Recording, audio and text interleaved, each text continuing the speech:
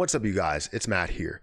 So I know I'm going to get a lot of hate for this video because everybody in the Terra Luna Classic community wants to stay strong in seeing their millions of coins be worth millions of dollars, right? If you have 54 million coins, you want to make $54 million. If you have 100 million coins, you want to make $100 million.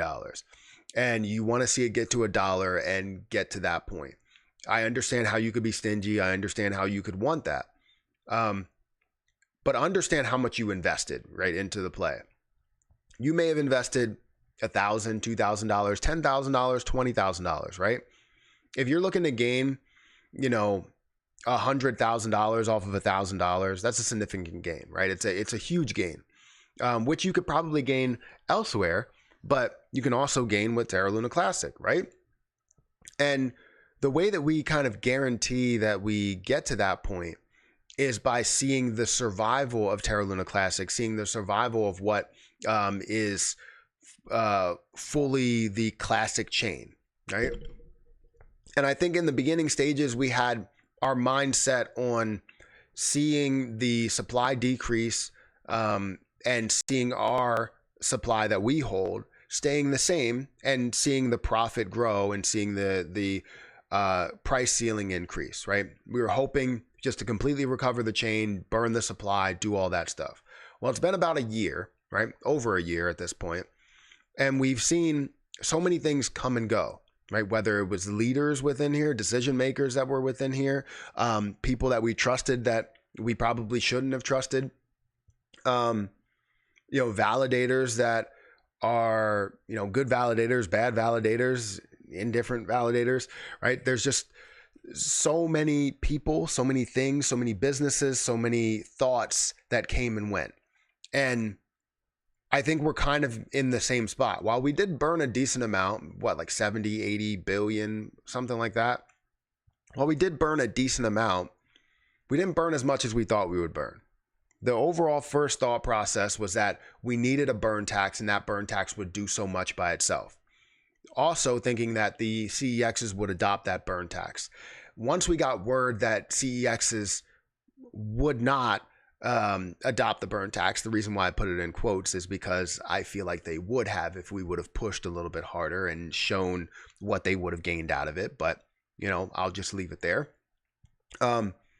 While we thought that the CEXs were not going to implement the burn tax, a lot of people gave up on that and said, no, it's about utility now because we need to see on-chain volume increase. And this is the way that we have that done.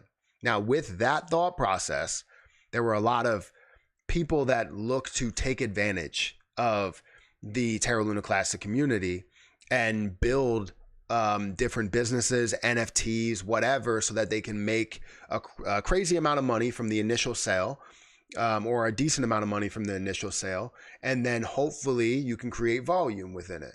Now, some of them are, better people than others.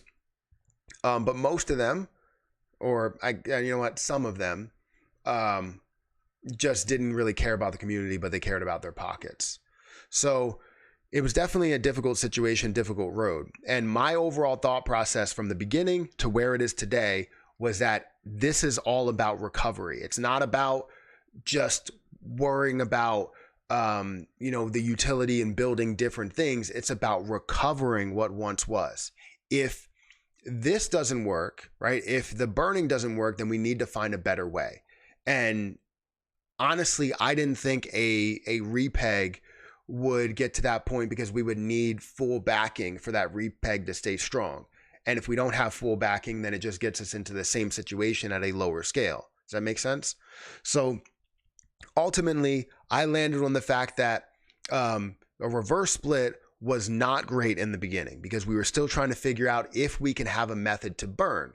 Well, once we got to a point where we don't really have a method to burn, we don't really have a full path on which way we're going, the different repegs that we have are not going to create a massive amount of burning, or at least a consistent massive amount of burning.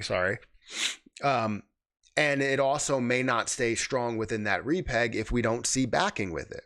So with all that being said, now we need to get to another situation where we can potentially recover this and be at a reasonable market cap by recovering it all. And honestly, I think the way that we do that, and you may not like it, is a reverse split. And I've had so many people that have said, stop with the reverse split. I don't want to see that. I have, 10 million coins, and having 10 million coins, if we do a 100-to-1 reverse split, right? I'm going to take away 2 zeros from my 10 million. That's going to leave me with 100,000 coins. But is 100,000 coins at $1 better than 100 million coins at, whatever the price it is right now, 0.00006? I mean, or 10 million coins or whatever at that price. Yeah, it's definitely better. 100,000 coins at $1 is $100,000, right? If you have 10 million coins right now at this level, you're not at $100,000. I can guarantee that. So it's way better, right? As Mark Cuban always says, right? 100% of, I always get that wrong. 25% of a watermelon is way better than 100% of a grape, right? That's just how you need to take that all in. And if we find a way to reverse split and decrease the supply, it gets us to a better level. So let me explain, right? And I know people are probably like, no, I don't care. I don't want a reverse split. I just want to see the success of Terra Luna Classic. And the more success or more potential success that we have, the more opportunity we give them, the further we can go, not only to $1, but a lot further than that. So anyways, let's talk about this. Let's show you where this is. So Terra Luna Classic is currently at 0.000063, currently at a $370 million market cap, which is not crazy high. It has a lot of room to grow. I'm thinking that a penny is a reasonable price at a $58 billion market cap. But a $58 billion market cap only means that we can get it up there based on two things, based on the popularity and based on potential use within it. But if we can't get Terra Luna Classic back to that repeg state and the algorithm back in place and backing behind it, then we're technically not getting that second level. We're not getting the use and what it once was back into it. However, if we can find a way to get this up to a $58 billion market cap while being at $1, that may be able to propel us up to these levels. Now, the best way that we thought of doing this was burning. Burning didn't work out. So now what we can do, and the reason why burning didn't work out is because we didn't have enough support for it. There's a lot of people that are just firmly against burning. But if we look at this and we see 58 or 5.8 trillion coin supply at a 1 cent price, that's a $58 billion market cap.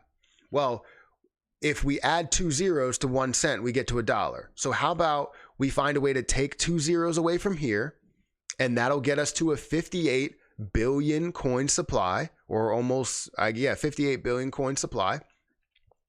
If you're seeing a total of a 58 billion coin supply, that means that a $58 billion market cap will be a $1 price. So that gets us to that ability to get to that level. Now, if we decided to do 1,000 to 1, we can also do that. But I think, honestly, after not being able to make a significant dent in the overall supply, we need to look at it a different way and just worry about giving them a life raft, right? We're trying to throw them the life preserver so that Terra Luna Classic survives and we could see the success within the chain and then start building on utility, right? It doesn't take away from all of our gains. It does take away the possibility of, gaining millions from hitting $1, but it doesn't take away the ability to getting to millions, because we can still see burns from 58 billion coin supply. We can decrease that down to a 5 billion coin supply, and not based on a split, just based on burns if we find a utility through, the actual repeg process. So not only will we see a split or reverse split on the Terra Luna Classic side, but we could see a reverse split on the USTC side and have, kind of a 100 to 1. You submit 100 of your coins and we give you 1 coin in return. right?